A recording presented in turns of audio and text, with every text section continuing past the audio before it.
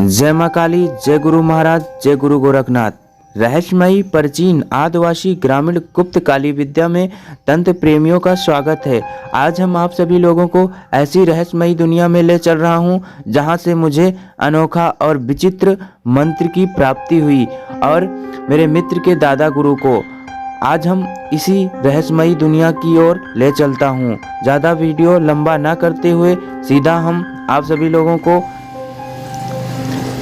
Topic पर आता हूँ। आज हम आप लोगों को बता रहा हूँ, यह मंत्र ऐसा मंत्र है जो आप किसी भी प्रकार की सुरक्षा घेरा बना सकते हैं। हर प्रकार से आप सुरक्षा में आ सकते हैं, चाहे वो कहीं भी हो, शमशान में हो, मशान में हो, कहीं भी शत्रु बाधा में या किसी भी प्रकार की दंगल या कहीं भी आप फंस गए हैं। अगर एक बार यह मंत्र का स्मरण करके अपने शरीर में फूंक मार लेते हैं तो हर प्रकार की आपकी सुरक्षा मिलेगी, कैसा भी किसी भी प्रकार की क्यों ना ही प्रॉब्लम हो।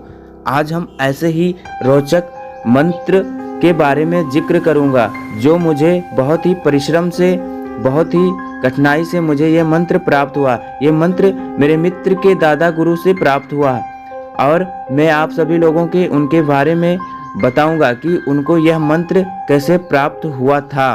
आज हम ऐसी रहस्यमयी दुनिया में आप सभी लोगों को ले चलूँगा कि मेरे मित्र के दादा गुरु ने जो अपने जीवन शैली में घटी हुई घटना को बताया था।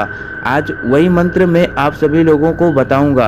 आज ये मंत्र एक बार अपने जीवन में ज़रूर आप सभी लोग आवश्यक उतारें, क्योंकि ये आपको हर क्षेत्र, हर जगह आपको काम आने वाला है। कहीं भी आप अगर इसका प्रयोग करते हैं तो आपको अवश्य ही सफलता मिलेगी, चाहे वो किसी ऑफिस में हो या किसी कार्यालय में हो या किसी फैक्ट्री में हो या कहीं शमशान में या मसान में, कहीं भी आप फंस गए हैं। अगर एक बार यह मंत्र आप पढ़कर अपने शरीर में फूंक मार लेते हैं तो आपकी हर प्रॉब्लम स्वतः सॉल्व हो जाएगी, हर प्रकार की आपकी सुरक्षा मिलेगी। अब हम आप सभी लोगों को उस अपने मित्र के दादा जी के बारे में बता रहा हूँ, उनकी जीवन से घटना घटने वाली, जिस प्रकार उनको ये मंत्र मिला। एक समय की बात थी, दादाजी अपने सारे व्यवस्था के साथ में, क्योंकि उस समय वाहन नहीं थे, इसलिए वो अपने मामा के यहाँ जा रहे थे। मामा के यहाँ जाने के लिए थोड़ा लंबा सफ़र तय करना पड़ता था। उस बीच में एक घना जंगल पड़ता था जिसमें रात्रि भी हो जाती थी। दादाजी मामा के घर की ओर रवाना हुए। चलते चलते काफ़ी रात्रि हो गई और इसलिए उनको बीच में ही रुकना पड़ा, लेकिन रुकने पर वहाँ जानवरों का खतरा बहुत महसूस हो रहा था, इसलिए वो चलते गए। फिर एक बीच घने जंगल में जब पहुँचे तो वहाँ कई तरह से आवाज़ें आना चालू हुई, जिससे कि दादाजी थोड़ा डरे, पर उनको काफ़ी चीज़ें उनको मिली थी, उनको गॉड गिफ्ट थी। ऐसा बोलते थे कि उनको माताजी स्वयं आशीर्वाद दिए था, इसलिए वो आगे बढ़ते जा रहे थे बगैर डरे।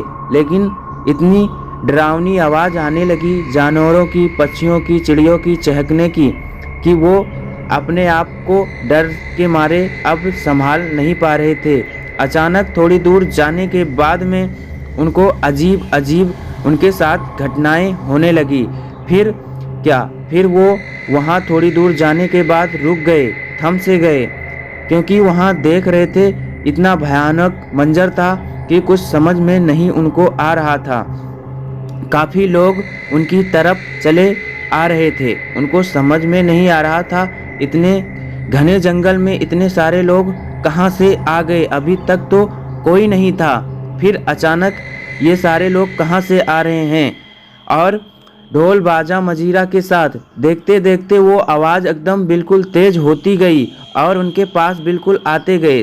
धीरे धीरे क्या हुआ कि वो बिल्कुल करीब आ गए, उसके बाद अचानक वो अदृश्य हो गए। फिर क्या था, दादाजी बिल्कुल असहने गए, वो बिल्कुल अपने आप को असहाय गए, क्योंकि उनको समझ में नहीं आ रहा था अब मैं करूं तो करूं क्या। धीरे धीरे फिर उनको अपने आप पर हिम्मत जुटाए और फिर आगे गए।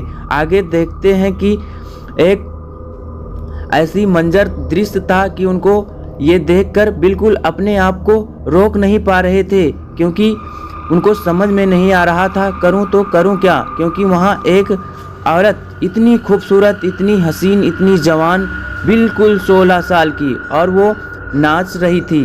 उनको समझ में नहीं आ रहा था कि इतने घने जंगल में एक अकेली लड़की, ये क्या हो रहा है मेरे साथ।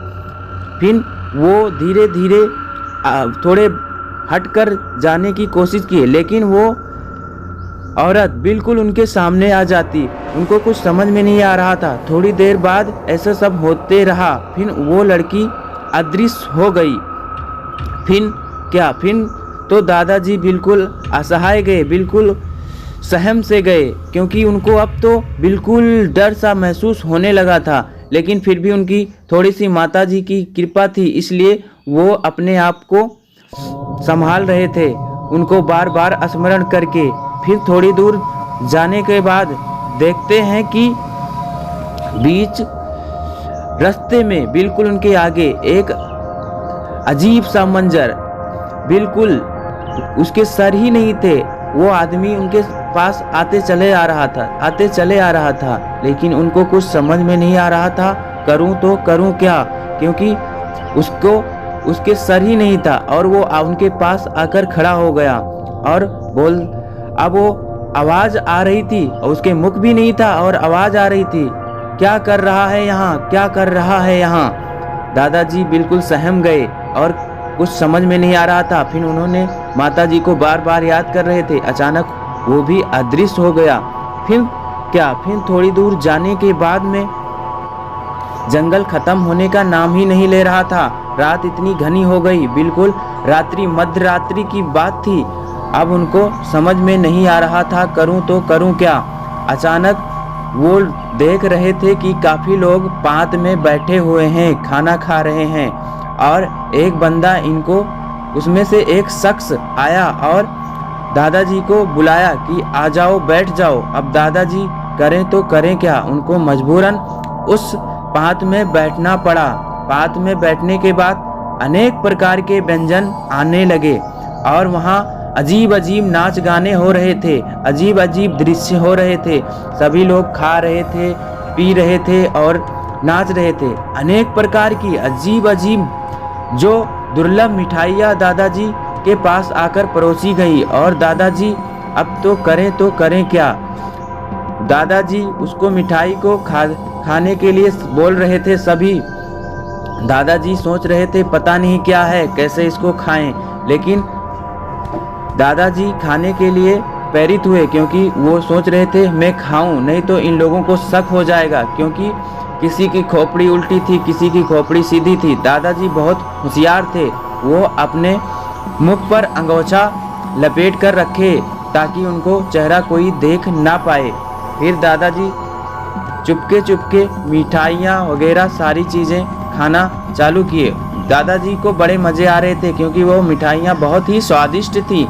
अचानक वहाँ मांस का टुकड़ा भी परोसा गया। दादाजी अब तो अचंभित हुए, क्योंकि वो मानो के मांस थे, और दादाजी को समझ में नहीं आ रहा था ये हाथ मानो के आए कहाँ से। फिर दादाजी उसको चोरी से अपने कपड़े में लपेट कर रख लिया, किसी ने नहीं देख पाया। फिर थोड़ी देर बाद ये सब घटना होने के बाद में उसमें जो मेन सरदार था वो सारी घटनाएं को देख रहा था। जब सारे नाच गाने होने के बाद में सभी लोग चले गए, तो वो सरदार दादाजी को बुलाया और बोला, तुम यहाँ कैसे, मानो तुम यहाँ कैसे। तो दादाजी ने अपनी वृत्तांत बताई, मैं अपने मामा के यहाँ जा रहा था, अचानक मेरे साथ ये सारी घटनाएं होने लगी, और मेरे को कुछ समझ में नहीं आ रहा था कि मैं करूं तो करूं क्या। धीरे धीरे दादाजी अब थोड़ा सा उनको दिल में सुकून मिला, क्योंकि उनको लग रहा था कि अब ये मेरे कुछ सहायता करेंगे। इसलिए दादाजी खुश हुए, क्योंकि उनको संतुष्टि मिल गई थी कि अब ये मेरे को कोई मदद करेगा। लेकिन वो बंदा उसने कहा कि अगर तुम मेरा एक काम कर दो तो मैं तुम्हें जाने का रास्ता और मुक्त कर दूंगा यहाँ से। नहीं तो यहाँ सारे मैं अभी बुला दूंगा और ये सब तुम्हें खा लेंगे, ये जानकर कि तुम मानो हो। यह सुनते ही दादाजी बोले, हाँ मैं करूँगा, हाँ मैं करूँगा। तो वो बंदा ने कहा, वो सामान जो वहाँ देखो पड़ा है उसे तुम लाकर मुझे दे दो, मगर एक शर्त है, वो सामान तुम्हें बगैर टच करके, हाथ से स्पर्श करके लाना है और उसमें तुम्हें थोड़ा सा खतरा भी रहेगा। दादाजी तो सोच समझ में पड़ गए कि यह सामान बहुत आसानी से लाया जा सकता है, पर ये खुद क्यों नहीं ला रहा है। तो दादाजी ने पूछा, तुम इसे खुद क्यों नहीं ला रहे हो? तो वो सरदार बोला, ये मैं कर पाता तो तुम्हें क्यों कहता, मैंने जितना कहा है उतना कर दो। फिर दादाजी बड़े होशियारी के साथ गए, वो सामान एक लकड़ी की मदद से उठाकर उस आदमी को, उस सरदार को दिया। फिर सरदार उस रहस्य का पर्दाफाश किया कि वो केवल मानव के ही द्वारा लाया जा सकता है और मैं एक रहस्यमयी आदमी हूँ, मैं एक रहस्यमयी जीव हूँ जिसमें मैं इसको नहीं ला सकता। आज मैं उस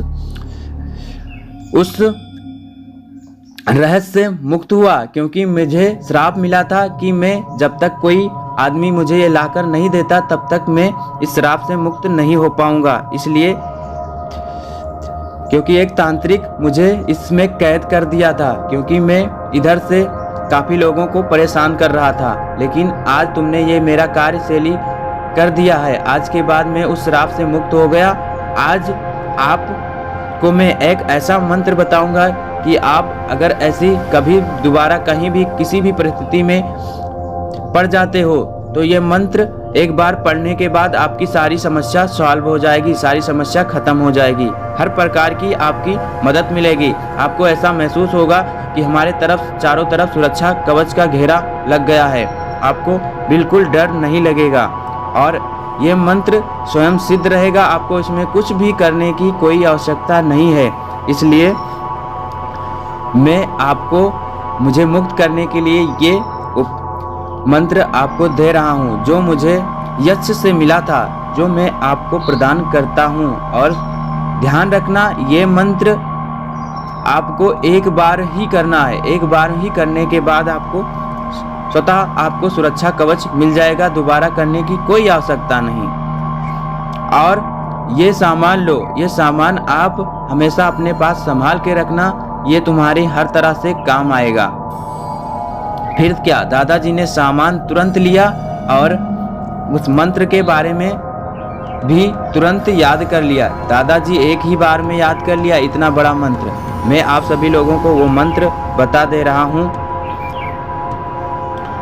अभी लास्ट में, तब तक आगे की बातें आपको बता दे रहा हूँ। दादाजी फिर वहाँ से निकलने के बाद में उनको रास्ता मिल गया और सारी चीज़ें वहाँ से लुप्त हो गई। धीरे धीरे वो आगे बढ़ते गए।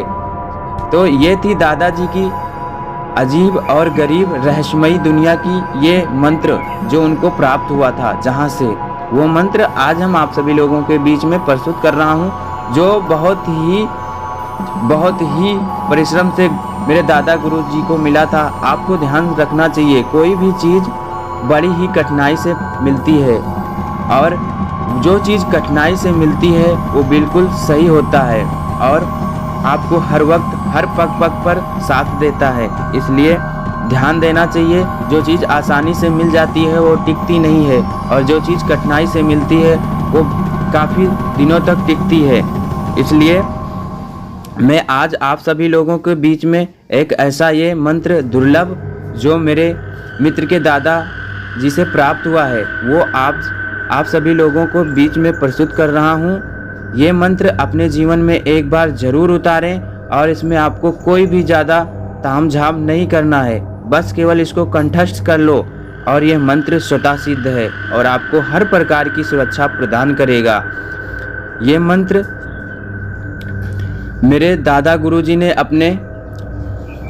अपने नाती को दिया था, उसके बाद ये मुझे मिला है बहुत ही मुश्किल से और उन्होंने किसी को नहीं दिया। आज हम जन कल्याण हेतु ये देखते हुए कि लोग अनेक प्रकार की गलत विधियां और गलत प्रयोग दे रहे हैं। इसलिए हम आप सभी लोगों के बीच में जन कल्याण हेतु ये बहुत ही दुर्लभ और बहुत ही रहस्यमयी मंत्र आप सभी लोगों के बीच में प्रदान कर रहा हूँ। कृपया इसको जरूर आप सभी लोग अपने जीवन में कंठस्थ करें और उतारें और हर क्षेत्र में हर प्रकार की मदद में उपयोग लें। मंत्र।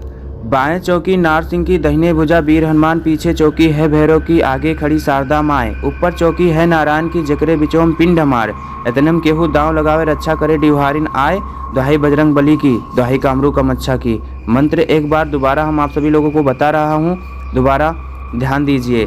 बाएं चौकी नार सिंह की, दाहिने भुजा वीर हनुमान, पीछे चौकी है भैरव की, आगे खड़ी शारदा माए, ऊपर चौकी है नारायण की, जकरे बिचोम पिंड हमार, एतनम केहू दांव लगावे रक्षा करे डिवहारिन आए। यह मंत्र बहुत ही मुश्किल से मुझे प्राप्त हुआ है और बहुत ही मुश्किल से मेरे मित्र के दादा गुरु को मिला था। इसलिए उनके रहस्यमयी घटनाओं के बारे में आप सभी लोगों को अवगत ही करा दिया। जो चीज़ कठिनाई से मिलती है वो लंबी चलती है और जो आसानी से मिल जाती है वो तुरंत नष्ट हो जाती है।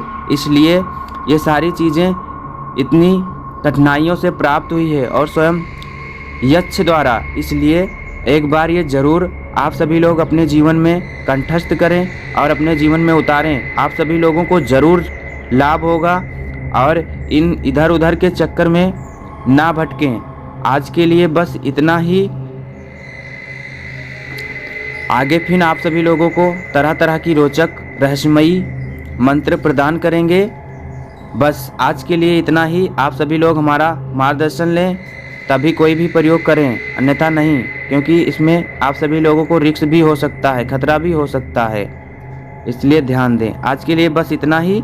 जय माँ काली, जय गुरु महाराज, जय गुरु गोरखनाथ, जय माँ पीताम्बरा।